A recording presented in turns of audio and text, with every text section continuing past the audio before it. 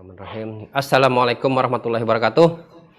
Kembali bersama kami Bitok Banjarmasin Pos dalam perbincangan hangat dengan berbagai tokoh di Kalimantan Selatan dan sekitarnya.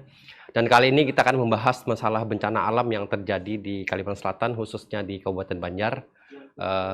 Sebagaimana kita ketahui bahwa Bupati Banjar Haji Muhammad Saidi Mansur telah mengeluarkan peringatan dini terhadap bahaya banjir dan tanah longsor. Kewaspadaan pun ditingkatkan untuk mengantisipasi terjadinya bencana banjir yang terjadi hampir setiap tahun. Mungkin ada beberapa hal yang akan kita bahas mengenai hal ini, bagaimana potensi banjir yang ada di Kabupaten Banjar, dan juga apa saja yang diantisipasi untuk mengatasinya. Sekarang kita akan bersama dengan Kepala Kepala Pelaksana Badan Penanggulangan Bencana Daerah Kabupaten Banjar, Bapak Warsita Eshut. Selamat sore, Pak. Halo, selamat sore. Selamat sore. Ya, apa kabar, Pak? Alhamdulillah. Alhamdulillah, sehat-sehat, Pak ya. Oke. Nah, mungkin ini kita bahas pertama, Pak. Dari mana sih potensi-potensi yang ada di Kabupaten Banjar terjadinya banjir? Mungkin dari data Badan Penanggulangan Bencana Kabupaten Banjar sudah ada daerah-daerah mana yang mungkin menjadi potensi untuk terjadinya bencana banjir ini, Pak? Untuk potensi bencana banjir yang terdampak banjir ini ada beberapa kecamatan ya. Ada 11 kecamatan, termasuk yang baru terjadi itu di Kecamatan Sungai Pinang ya, kemudian Peramasan, Pengaron, Matraman, kemudian Martapura Barat, Martapura Timur, Sungai Tabuk, kemudian Cintapuri, itu Pak. Dari daerah-daerah kecamatan itu, Pak, yang mungkin jadi langganan banjir itu sendiri hampir setiap tahun terjadi dan melanda masyarakat di daerah itu, apa saja, Pak, yang paling dominan, Pak? Dari 10 kecamatan atau 11 kecamatan tadi, Pak?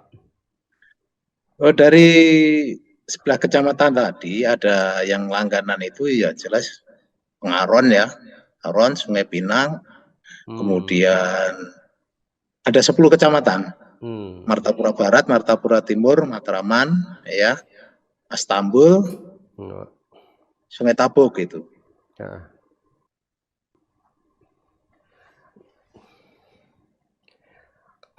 Kondisi terakhir untuk Sungai Pinang gimana, Pak? Yang baru-baru saja terjadi ini, Pak? Ya, kondisi Sungai Pinang Pak, ini ya kemarin terjadi itu pas pagi hari ya, tanggal 29 hari Senin. Memang itu luapan dari Sungai Pinang yang hulunya di Peramasan. Itu kemarin terjadi pagi sekitar jam 7.30, kemudian sekitar jam 10.45 sudah surut. Ya.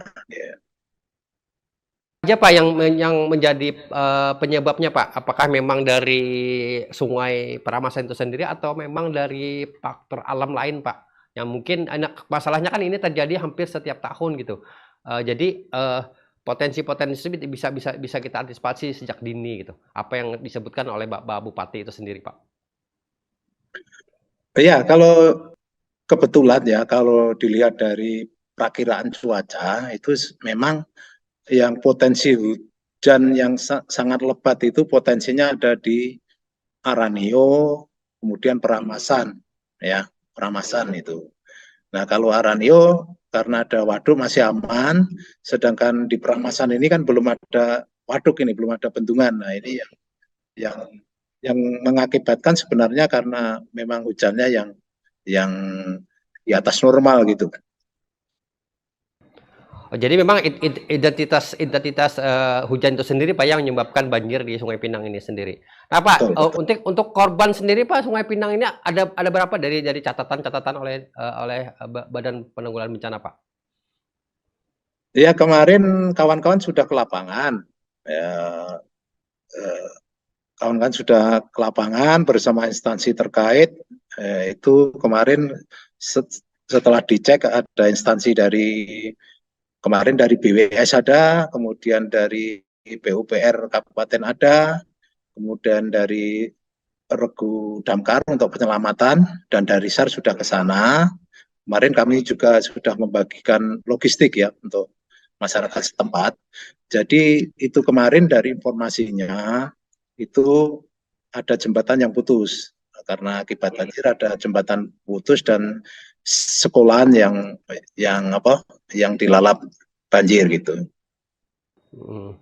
Nah, untuk jembatan putus itu sendiri Pak, bagaimana kondisinya sekarang Pak? Ya, kemarin dari kawan-kawan dari BWS dan PPU sudah koordinasi, sudah diukur ya. Mungkin tindak lanjutnya saya kira ya menunggu apa hasil yang perancangan yang resmi dulu ya dari hasil lapangan, berapa panjangnya, berapa bahannya, saya kira kan itu kan perlu perencanaan dulu gitu. Jembatan gantung lagi Pak, atau memang lebih permanen lagi lah, atau bagaimana Pak dari informasi-informasi yang didapat oleh Badan Penanggulangan Bencana Pak? Mungkin ada saran-saran Nah, dari Badan Penanggulangan Bencana kan tentang jembatan gantung ini yang mungkin putus atau bagaimana. Jadi apakah memang ada dari Badan Penanggulangan Bencana memberikan saran apakah bangunan ini tetap seperti jembatan gantung gitu? oke Mas, memang sementara ini masih mengolah data ya, kemarin dari lapangan baru sehari diolah data dulu. Nanti kita koordinasikan lagi dengan instansi terkait termasuk dari BWS. Dari BWS nanti akan berbuat apa, Dinas PUPR akan berbuat apa, ini masih kita koordinasikan. Ya. Pak, melihat potensi banjir di Sungai Pinang sendiri Pak, apakah ada Pak gambaran-gambaran dari Badan Penanggulangan Bencana untuk mengantisipasinya Pak, supaya bencana banjir ini tidak terjadi lagi setiap tahun, baik itu di Sungai Pinang, di Paramasan, atau daerah-daerah lain Pak? Oh begini Mas, kalau untuk terjadi itu kan yang jelas itu tergantung iklimnya ya, terjadi iklimnya. Hanya kita bisanya mengurangi risikonya ya, mengurangi risikonya.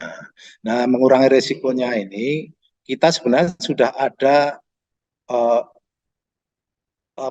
dipasang EWS Early Warning System, sistem peringatan dini. Ini di masing-masing subdas Riam Kiwa dan Riam Kanan itu sudah kita pasang.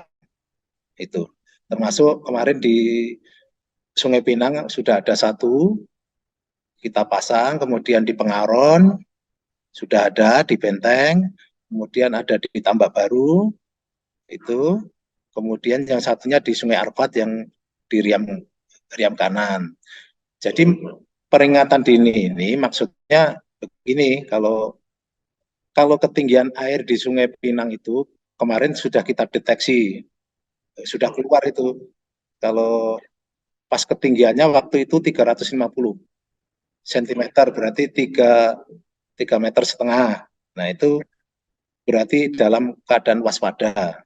Nah, dari situ, dari alat yang di Sungai Pinang masuk ke Pusdalop kita, kemudian kita sampaikan ke masyarakat yang di bawahnya supaya waspada, termasuk di Pengaron, di Astambul, di Martapura Kota, itu bahwa kenaikan air di Sungai Pinang sebesar 350 meter dan itu waspada. Jadi untuk masyarakat yang di pinggir Sungai Riam Kanan juga untuk waspada. Itu. Kata peringatan dininya ya Pak. Ya, nah mungkin Pak fungsinya itu sendiri Pak untuk memberitahukan ke warga itu sendiri lewat apa Pak? Mungkin apakah memang dari komunikasi yang dibuat oleh Badan Penanggulangan Bencana atau bagaimana Pak mekanismenya Pak? Jadi mekanismenya kita ada beberapa ya, itu kita bisa langsung Pusdalop itu dia bisa langsung connect ke masing-masing EWS yang operator EWS. Ya, Itu yang pertama. Jadi EWS dari Pusdalop akan memerintahkan ke petugas EWS untuk menyampaikan ke masyarakat bahwa itu waspada. Jadi sirene nanti bisa dibunyikan. Itu jadi bisa dua cara, dari tempat kita, dari Pusdalot, dan juga dari di lapangan gitu. Itu. Ya. Ya. Oke Pak, mungkin kita break sebentar Pak untuk iklan pesan-pesan berikut ini. Berikut kita break sebentar setelah pesan-pesan berikut ini.